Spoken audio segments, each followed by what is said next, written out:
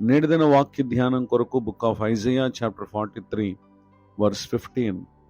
యెహోవానగు నేనే మీకు పరిశుద్ధ దేవుడను, ఇశ్రాయేలు సృష్టికర్తనగు నేనే మీకు రాజును. చదవబడిన ఈ వాక్య భాగంలోని దీవెన నా ప్రియులకు మీరందరూ పొందుదురుగాక. వాక్య ధ్యానం కొరకై ప్రార్థన. కృపగల తండ్రి, మీ వందనాలు. నేడు చదవబడిన ఈ వాక్య భాగం ద్వారా మాతో మాట్లాడి బలపరచండి. యేసుక్రీస్తు నామములో ప్రార్థిస్తున్నాను తండ్రి, ఆమేన్. చదవబడిన ఈ వాక్య భాగంలో మన ప్రభు అయిన యేసుక్రీస్తు వారు ఆయన సర్వ మానవాళికి రాజు అయి ఉన్నారు. కారణం ఏంటంటే ఆయనే సమస్తమును సృష్టించినటువంటి దేవుడై ఉన్నారు.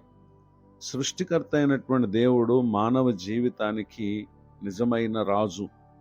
భూమి మీద ఎందరో రాజులున్నా, రాజ్యాలున్నా అవన్నీ ఆయన సెలవు లేకుండా లోకములో ఏది కలుగలేదు అనేటటువంటి విషయాన్ని మనం గమనించాల్సినటువంటి వారమై ఉన్నాం. ఆయనే మన జీవితానికి మొదటి రాజు అని ఎవరైతే గుర్తిస్తారో, ఆయన రాజ్యమందు అనగా ఆయనలో నివాసం చేసేవారంగా మనం ఉన్నప్పుడు ఈ భూమి మీద ఆయన మన ప్రతి అవసరమును తీర్చేటటువంటి దేవుడై ఉన్నారు. ఆయనను గూర్చి అపోస్తలుడైనటువంటి పౌలు గారు first episode to Timothy chapter 6 verse 15, అపోస్తలుడైన పౌలు గారు తిమోతికి రాసిన మొదటి పత్రిక 6వ అధ్యాయం 15వ వచనంలో, శ్రీమంతుడును అద్వితీయుడునగు సర్వాధిపతి యుక్త కాలముల యందు ఆ ప్రత్యక్షతను కనుపరుచును. ఆ సర్వాధిపతి రాజులకు రాజును, ప్రభువులకు ప్రభువునై ఉన్నాడు. చదవబడినటువంటి ఈ వాక్య భాగంలో మనం చూస్తూ ఉన్నాం, మన ప్రభు అయిన యేసుక్రీస్తు వారు ఆయన సర్వాధిపతి. ఎందరు అధిపతులు ఉన్నప్పటికీ అందరికీ ఆయనే అధిపతి ఉన్నారు. అంతేకాక రాజులకు రాజును, ప్రభువులకు ప్రభు ఉన్నారు అనేటటువంటి విషయాన్ని దేవుని యొక్క వాక్యం సెలవిస్తూ ఉంది. భూమి మీద మానవులు మనపై ఏలుబడి చేసేవారు ఉండొచ్చు, కానీ మన జీవితాన్ని, మన హృదయాన్ని, మన ఆలోచనలను, మన ప్రవర్తనను పాలించే రాజుగా మన ప్రభు అయిన యేసుక్రీస్తును మన హృదయంలో చేర్చుకున్నప్పుడు ఈ భూమి మీద ఉన్నటువంటి పరిస్థితులన్నిటిలో కూడా ఆయన మనకు సమస్తమును మేలు కలుగునట్లుగా చేయగలిగిన రాజులకు రాజు. ఆ కారణాన్ని బట్టి దేవుని యొక్క వాక్యం మనకు తెలియపరుస్తున్నటువంటి సంగతి ఏంటంటే, gospel of Matthew chapter 6 words 31, 32, 33. కాబట్టి ఏమి తిందుమో, ఏమి త్రాగుదమో, ఏమి ధరించుకుందామో అని చింతింపకుడి. అన్ని జనులు వీటన్నిటి విషయమై విచారింతురు. ఇవన్నీ మీకు కావాలని మీ పరలోకపు తండ్రికి తెలియను.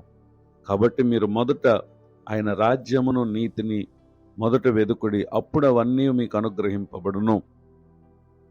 మన ప్రభువైన యేసుక్రీస్తు వారిని మన జీవితమందు రాజుగా మనం కలిగి ఉంటే మనకి ఏవి కావాలనో ఎరిగి ఉన్నటువంటి పరలోకపు తండ్రి మనకు కావలసినవన్నీ కూడా ఆయన అనుగ్రహిస్తారు. ఈ మాటలు వింటున్న నా ప్రియ సహోదరి సహోదరులు, సృష్టికర్త అయినటువంటి దేవుని మన జీవితంలో రాజుగా చేసుకున్నప్పుడు ఎవరెవరో దేని నిమిత్తం మనకు కావలసినటువంటి ప్రతి పరిస్థితిని పరిశుద్ధాత్మ దేవుడు మనకు మేలు కలుగుటకు ఆయన అనుగ్రహిస్తారు. ఇటు దీవెనకు నా ప్రియులకు మీరు పాత్రలు కావాలని హృదయపూర్వకంగా కోరుతూ ఈ మాటలు ముగిస్తూ ఉన్నాను. ప్రార్థన. ప్రేమగల తండ్రి, వందనాలు. నేడు విన్న ఈ మాటల ద్వారా మమ్మల్ని మీరు బలపరిచినందుకు స్తోత్రం.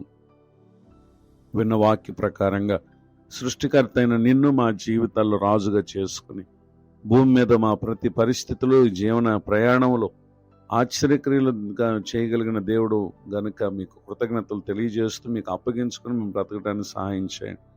దైవజనులను, వారి కుటుంబాన్ని, సేవా పరిచయను దీవించండి. కృంగిన వారిని, దుఃఖితులను, వేదనలో ఉన్న వారిని ఆదరించండి. నూతన సంవత్సర దయాకిరీటిని దినం పొందిన మా ప్రియులను దీవించమని యేసుక్రీస్తు నామములో ప్రార్థిస్తున్నాను తండ్రి, ఆమెన్.